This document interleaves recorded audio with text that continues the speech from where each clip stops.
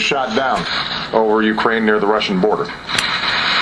Nearly 300 innocent lives were taken. Men, women, children, infants who had nothing to do with the crisis in Ukraine. Their deaths are an outrage of unspeakable proportions. We know at least one American citizen, Quinn Lucas Shansman, was killed. Our thoughts and prayers are with his family for this terrible loss. Yesterday I spoke with the leaders of Ukraine, Malaysia, and the Netherlands. I told them that our thoughts and prayers are with all the families and that the American people stand with them during this difficult time. Later today I'll be speaking with Prime Minister Abbott of Australia, which also suffered a terrible loss. By far, the country that lost the most people on board the plane was the Netherlands. From the days of our founding, the Dutch have been close friends and stalwart allies of the United States of America, and today I want the Dutch people to know that we stand with you shoulder to shoulder in our grief and in our absolute determination to get to the bottom of what happened. Now, here's what we know so far. Evidence indicates that the plane was shot down by a surface-to-air missile that was launched from an area that is controlled by Russian-backed separatists inside of Ukraine. We also know that this is not the first time a plane has been shot down in eastern Ukraine. Over the last several weeks, Russian-backed separatists have shot down a Ukrainian transport plane and a Ukrainian helicopter, and they claimed responsibility for shooting down a Ukrainian fighter jet. Moreover, we know that these separatists have received a steady flow of support from Russia. This includes arms and training. It includes heavy weapons. And it includes anti-aircraft weapons. Now, here's what must happen now. This was a global tragedy. An Asian airliner was destroyed in European skies filled with citizens from many countries. So there has to be a credible international investigation into what happened. The UN Security Council has endorsed this investigation, and we will hold all its members, including Russia, to their word in order to facilitate that investigation. Russia, pro-Russian separatists, and Ukraine must adhere to an immediate ceasefire. Evidence must not be tampered with. Investigators need to access the crash site, and the solemn task of returning those who were lost on board the plane to their loved ones needs to go forward immediately. And the United States stands ready to provide any assistance that is necessary. We've already offered the support of the FBI and the National Transportation Safety Board, which has experience in working with international partners on these types of investigations.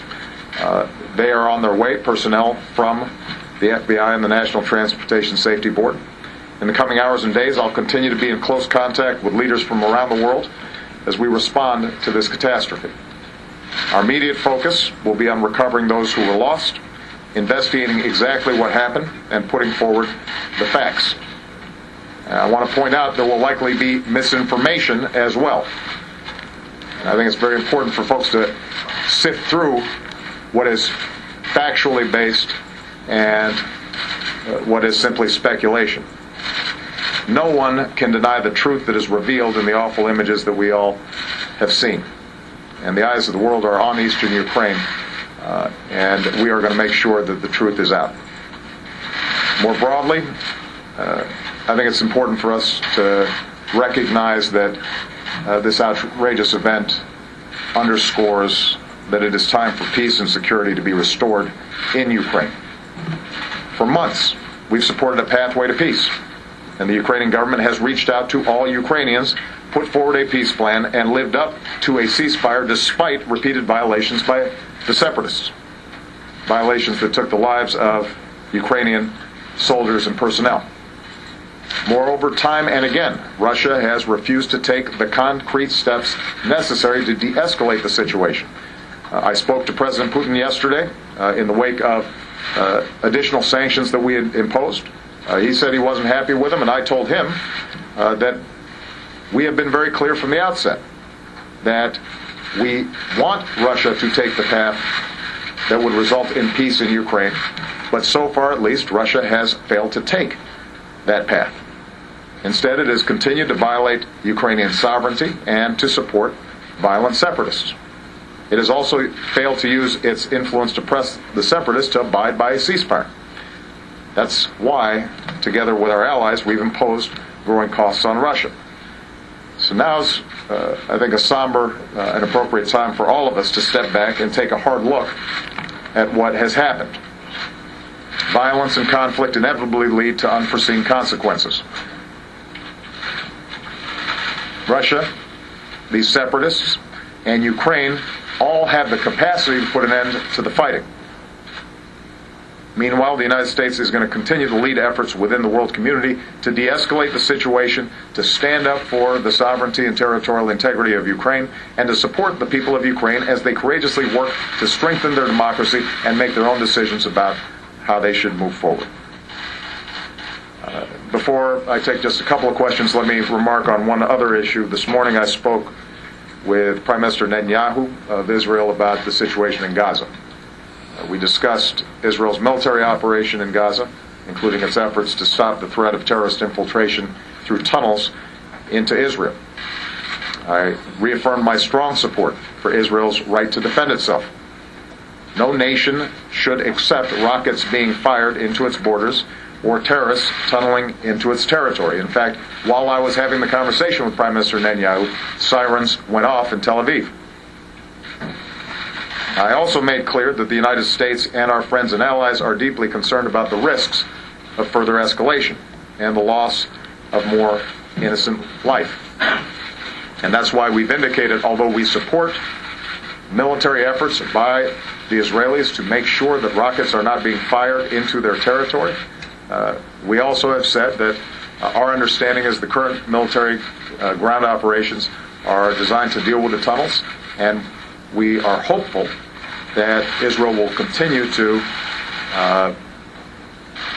approach this process in a way that minimizes civilian casualties, and that all of us are working hard to return to the ceasefire that was reached in November of 2012. Secretary Kerry is working to support Egypt's initiative to pursue that outcome. I told Prime Minister Netanyahu that John is prepared to travel to the region following additional consultations. Let me close by making one additional comment.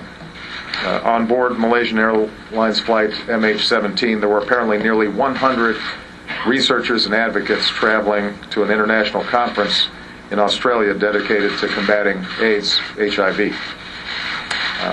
These were men and women who had dedicated their own lives to saving the lives of others, and they were taken from us in a senseless act of violence. In this world today, we shouldn't forget that in the midst of conflict and killing, there are people like these. People who are focused on what can be built rather than what can be destroyed. People who are focused on how they can help people that they've never met. People who define themselves not by what makes them different from other people, but by the humanity that we hold in common. It's important for us to lift them up and to affirm their lives. And it's time for us to heed their example. The United States of America is going to continue to stand for the basic principle that people have the right to live as they choose, that nations have the right to determine their own destiny, and that when terrible events like this occur, the international community stands on the side of justice and on the side of truth. So with that, let me take just a couple questions. I'll start with you, Julie.